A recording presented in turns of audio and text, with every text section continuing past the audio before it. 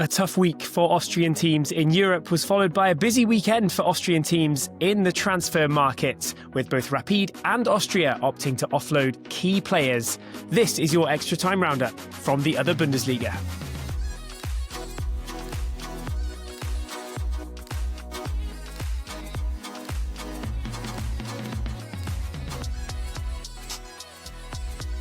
Hello and a very warm welcome to this latest Extra Time episode of the Other Bundesliga podcast with me, Tom Midler. As you can hear, my voice isn't perfect today after a big weekend in Prague watching Dukla Prague, one of the classic Czech football teams. My voice is still recovering. There was no pod yesterday, but as it turned out, that might have been a good thing because it was suddenly a very busy end to the weekend and a busy Monday in the transfer market too. So it's high time to get back on the mic, on camera, and record this podcast. Welcome to the Other Bundesliga's Extra Time. A big thank you to friend of the pod, Carl Carpenter, who chipped in quite a few beers actually on the Buy Me a Coffee platform. If you want to support the pod, please go ahead and do that. buymeacoffee.com/Other Bundesliga. That's where you can chip in a little bit to support us. But on with the action. As I mentioned, a difficult week for Austrian teams in Europe. There wasn't a great amount of success to talk about. First, we'll go with Red Bull Salzburg. They very kindly had me on their TV channel covering the Salzburg matches against Club Brugge of Belgium. I think Salzburg came in as the outsiders. They played well at home, but didn't quite have the strength to take the lead. Ended up losing 1-0. So going away to Belgium, you thought they don't really have too much of a chance. However, they actually went 2-0 ahead in the game at half-time, despite a lot of play for the home team. Salzburg were 2-1 up and in position briefly to go through, but they rather collapsed. Too many errors in the second half, a tiring performance, and eventually the pressure from Club Brugge told. They came back to win the game 3-2, which cost Salzburg a bit of extra money, but they won the tie 4-2 in the end. So ultimately, Salzburg made them sweat, but Club Brugge probably deservedly came back through to win the game. A lot of people of a Salzburg persuasion very unhappy with that performance because they were on the back foot for most of the game. But I mean, I think that was to be expected. Away, Club Brugge are a very solid team in Europe at the moment. Last 16 in 2 of the last 3 seasons. At home, they were always going to press. They were always going to have chances. Salzburg somehow did well and got 2 goals out of that, and gave Club Brugge this fright, but they couldn't hold it to the end. So a bit disappointing. Their ambitions were Champions League. They'll have to settle for Europa League. Let's see how that goes for them. They did let a good position slip away, so there will be some regrets as they drop now into the Europa League phase. At least they're in the league phase. A team that are not solidly in the league phase yet is Wolfsberger AC. And now I feel pretty sorry for VRC. I gave them no hope whatsoever against PAOK of Greece. They played really well away in Greece in Thessaloniki, drew 0-0 despite a number of good saves from the PAOK keeper. VRC couldn't get that all-important away win. They drew 0-0 again at home, as the case may be. They were at the Wörthersee Stadion in Klagenfurt. 0-0, went to extra time, lost in the 115th minute. I feel they were hard done by, really. They were the better team across the 2 legs, and I didn't think that they had any chance, really, of being the better team against a side like PAOK. So unfortunate to go out in extra time like that, but a really promising effort from them. And that, for me, gives them a lot of hope for the Conference League playoff round, which they're into now. I thought they'd drawn Panathinaikos when I looked at the draw quickly. I thought, wow, it's not getting any easier, is it? But upon closer inspection, it is Omonia Nicosia and not Panathinaikos. They virtually have the same club emblem. Omonia Nicosia, I think they scored a lot of goals in their third round, so they'll go in with a bit more momentum maybe than VRC. But I think the way VRC played against PAOK means they can have a bit of confidence to beat Omonia Nicosia. Hopefully they can do that and get into the Europa League, into the Conference League, sorry. That would be massive for VRC. Europa League is gone. Conference League may still happen for them. Austria Vienna next. Austria Vienna. Now this is quite the tough situation. They lost to Baník Ostrava in the Conference League third qualification round. They lost 4-3 away in a crazy game with just no defending, and they could only manage a 1-1 draw at home. It is not enough. Ultimately, they're out of Europe. They're out of the Conference League. millions lost in prize money, and they've got to make that up now in the transfer market. They've got to sell players. They've got to offload to fill in that financial shortfall. And it's Dominic Fitz, who's the player who has gone. 1.8 million. He would have gone for a free at the end of the season. But this is a guy who's already got 3 goals and 3 assists in this poor European campaign for the club. He's got a goal and 2 assists already in the poor start in the Bundesliga. He's got an assist in the Cup, which Austria Vienna got knocked out of already. Over 200 appearances for the club, 54 goals, 63 assists. He's off to the MLS with Minnesota United. He is an influential player for Austria Vienna. There's no other way to put it. And it's going to hurt that he is lost. We're talking about one of the league's most important players leaving for MLS football, 1.8 million euros brought in. But for Austria Vienna, it feels like the momentum from last season's title push is completely gone already. This is a great example of what messing up in Europe can cost your club. A last-minute goal conceded on the last day of last season, that cost them a good start position in Europe. Austria are risky in Europe at the best of times in these qualifiers. And it was a bit of a sliding doors moment, conceding the goal last minute, dropping down from second place. They had a worse European start position. Now they've messed up again in European qualification. They've done that too many times. You can't feel sorry for them. They've done it too often in the last few years. They're never ready for the start of the season. They always lose against teams who are just really up for it. They know what is at stake financially in these European qualifiers. Why can't Austria Vienna defend? Why can't they cope with that pressure when other teams can? There's no real excuses for them at this point. 3.2 million thrown away for not reaching the Conference League group stages. Another few 100,000 thrown away for not getting through at least to the final round. Plus, the players have to be sold. So that is a huge add-on effect for missing out on the Conference League. And now they've lost, their best player, arguably, surely their best player, for 1.8 million euros. It's not a lot, but as he's out of contract, what else can they sell him for? They can't sell him for much. So now it's harder for them to achieve success again. Now the likes of Dominic Fitz is being let go. So really, really tough for Austria Vienna, and not too much positivity there. Sturm, Salzburg, even Rapid now are selling kind of players that they don't even need, like players who are not influential at all in the squad for 1.8 million or more. So it's really going to be a kick in the teeth for Austria Vienna to see such a big player sold for that money. And you feel like this positivity from last season, it's just gone. It's just gone already. You feel for them, but they should have done better in so many different areas. They could have avoided this.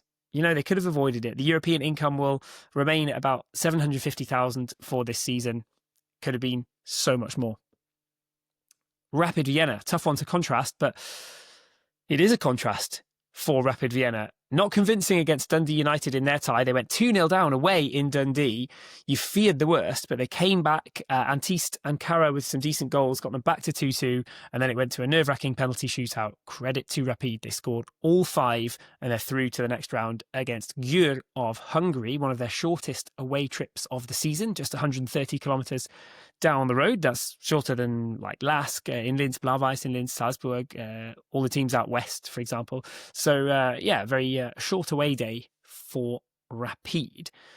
Not only did they make it to the Conference League playoff round in qualifying, but there was another big win this week for Rapid in the transfer market. Mama Sangare being sold for 10 million to Lens of Ligue 1 in France. It looks like that is going to go through this week. And it's tough to do that just before this big game against Győr, a crucial game. But if they beat Győr still and get into Europe, well, then it'll all be worthwhile, and it'll be another huge financial year for Rapid after this. That's 10 million for Sangare, 10 million for Janssen, 20 million brought in sales. It may be boring for the fans, but it's these kind of deals that can bring some long-term stability for the club. That financial stability can lead to a title push. I think if the team isn't doing any better on the pitch a couple of years down the line from these kind of sales, then you start to ask questions. But for now, I think Rapid fans have to just go with it, trust the process, because I remember Sturm were making these kind of deals a couple of years before they won the title for the first time in a long time. Now Rapid are making these good deals, doing well in the transfer market. Is it going to lead to the same thing? Sangare, yes, an excellent midfielder. His qualities will definitely be missed. maybe, was prone to a rash challenge here and there. We definitely saw that in some key places, not least the Conference League quarter-final last season. But he was one of the players who turned the game around against Dundee, for example. He's got this quality in the midfield. He did stand out as one of their excellent players. So I think they'll miss him a bit more than Jansson. But he only played 50 games for the club ultimately. They've got some replacements. They brought in Romeo Mane to kind of try and cover the loss of Sangare preemptively, because I think they knew he was going to go. So it's a good sale for 10 million. And I think it's worth commending Rapid because they earned themselves more money by not selling him in the winter window. They held on to him. They said, no, we want to keep him for the rest of the season, help with the European competition, help with the Bundesliga. Obviously, nothing really panned out there. But by holding on to him, they gained themselves 4 million euros. So that's a lot of money just for sort of backing themselves last winter. They believed that he was going to grow in value. And it's rare that Austrian teams don't just sort of take the first decent financial offer. They just bite at the first offer. They didn't do this, and I think they deserve some praise for that. It's helped them to cash in with that 10 million. So it's a calculated risk to sell Mano Sangare. They've got to beat Győr now. I think if they lose to Győr, they've basically thrown away quite a lot of the money they've brought in with Sangare. So that's the risk. But it is a calculated risk, like I said. If they beat Győr now without Sangare, then, it's an amazing financial year for Rapid, like I said. Big European income. It's 3.2 for getting in. It's fairly easy to rack up sort of 5 million plus 5 to 10 million in European prize money once you're into the Conference League group phase or league phase. And Rapid now just one round away from that. Finally, Sturm in European action. They take on Bodø Glimt of Northern Norway this week and next week. Away this week in Norway in the Champions League playoff. Not an easy team to be facing, kind of a heroic European underdog who've got this history of beating a lot of good teams on their AstroTurf in Norway. This is not easy, but it's sort of, to a casual football fan, looks like an easy tie. It's a lot of money on the line for Sturm. I know we've talked about it for Rapid and Austria, kind of maybe getting some money or wasting that money, but 19 million for getting into the Champions League phase, plus about 30 million in TV rights and things. This is huge for Sturm. You feel like Salzburg missed out, yes, but that was sort of offset by the Club World Cup because that was just massive financial boost for them there. Sturm need to get past Bodø Glimt. I don't think they'll be, as a Europa League team, I think Sturm would also be very good. It would really fit them. But financially, the club wants to be in the Champions League. It's a different ball game altogether in the Champions League. You're talking like 700 grand per point, where, the whole of the Bundesliga season generates you just a few times that. So Champions League would be massive for them. Absolutely huge if they can get back there. Keep the fingers crossed for them. Maybe we will still have a team in the Champions League. If not, then it's Europa League, and it could be only Europa League unless Wolfsburg or Rapid get through the Conference League playoff round as well. So now it's kind of early season crunch time for the European teams in Austria. That will do for the Euro section. I'll take a quick look at the Bundesliga on part 2 of this week's Extra Time Pod.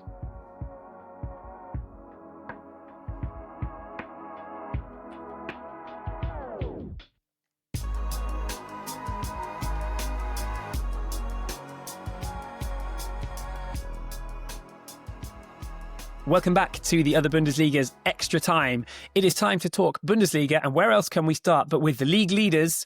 Is it Salzburg? No. Is it Sturm? No. Is it one of the Vienna teams? No.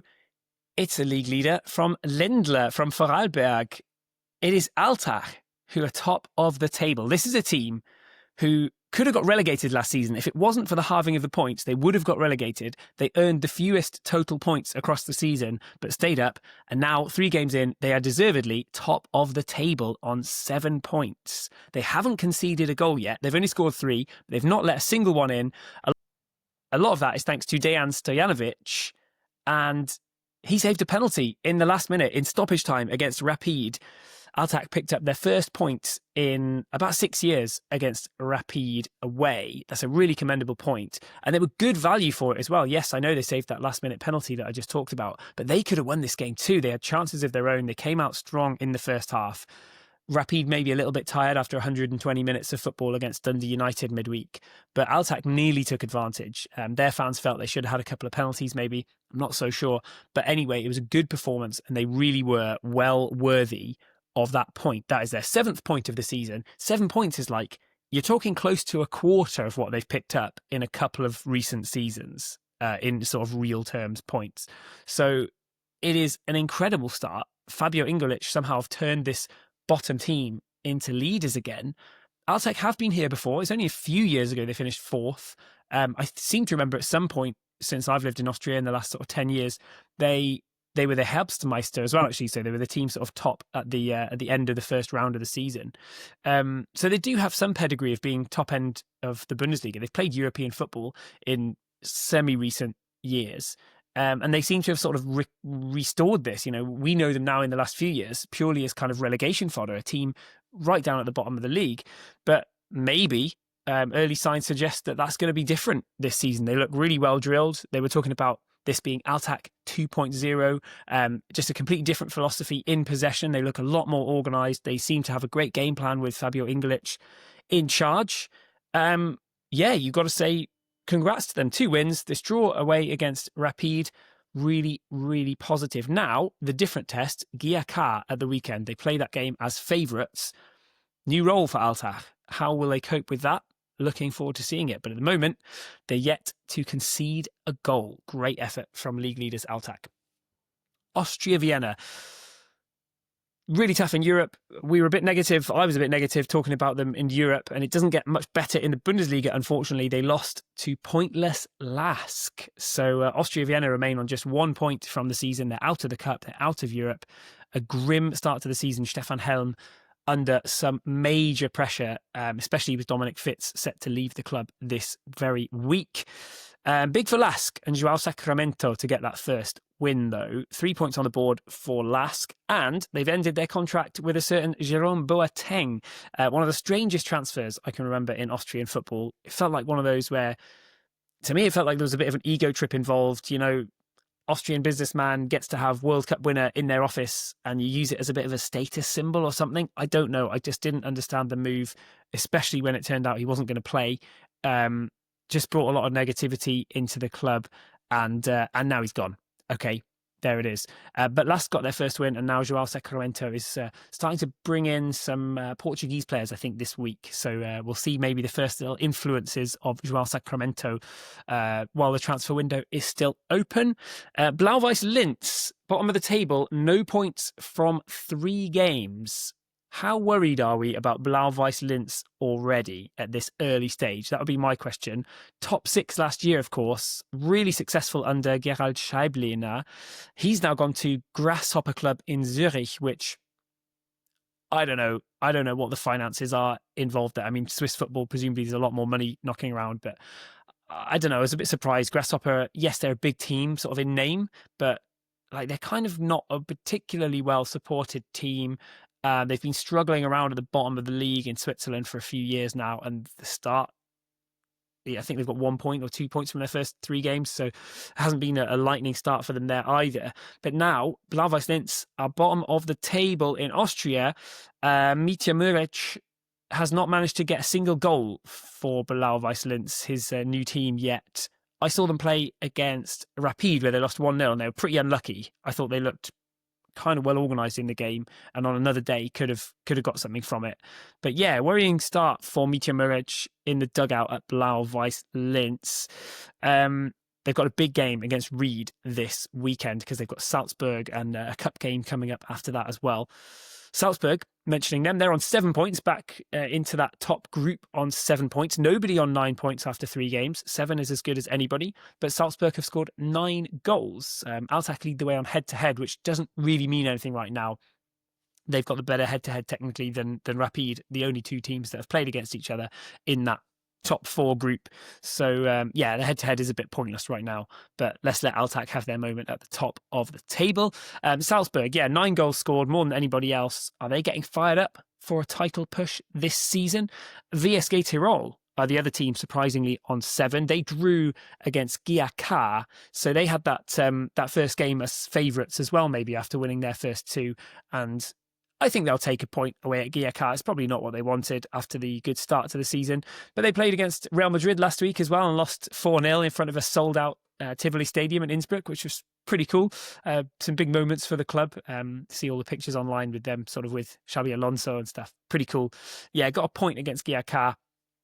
I think an away point is okay. Their match, VSK's match this weekend against Sturm, is postponed because Sturm have opted to choose to postpone it, which they're allowed to do with allowance from the Bundesliga, because they've got the game against Bodo Glimt, which could be worth 50 million euros. So they want to be fresh for that. That means VSK have got another friendly organised, not quite as glamorous as Real Madrid. I think they're playing against a team from the Middle East, a second tier team maybe from the Middle East. I'm not sure actually. I didn't see who it was. But they're playing at the Gernot Langes Stadion, so their original home in Wattens, which is one of the very few stadiums that I haven't visited, or I don't think we've visited. I don't think anyone from the pod has been to the Gernot Langes Stadium because there aren't many games there for VSK these days. So actually, that's one sort of on the bucket list. We got to go there. That will do for this week's roundup of the Bundesliga, I think. Watch out for all the European action coming up this week. We'll be in Győr for Rapid's away day, one of their shortest away days of the season, as I mentioned. They're also playing against their former protege, really, Jovan Zivkovic, who never quite broke through at Rapid, but a lot of big things were said about him. He's gone to Győr now in the summer, and of course, now he gets to play against Rapid. Will he score the winner that knocks them out of the Conference League? Probably. Let's see. That would be the narrative, wouldn't it? If Zivkovic scores the winner for Győr against Rapid. Győr won 7-2 at the weekend, by the way. So Rapid drawing 0-0, Győr winning 7-2. Rapid need to find some goals for that one. But we'll be back with all the European action to round up next week, and we will be back with the Bundesliga action from the coming weekend as well. Be sure to follow us on social media at Other Bundesliga. We're on Instagram, on YouTube, on TikTok, even on Twitter, X, Blue Sky, whatever you want. Follow us on there, and we'll see you next week. Thanks for watching.